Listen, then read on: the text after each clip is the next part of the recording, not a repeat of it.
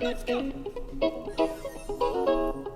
Right, here we go now. Batman scoop on the mic, mix in the mix on the wheels of steel. This is what I was fucking born to do.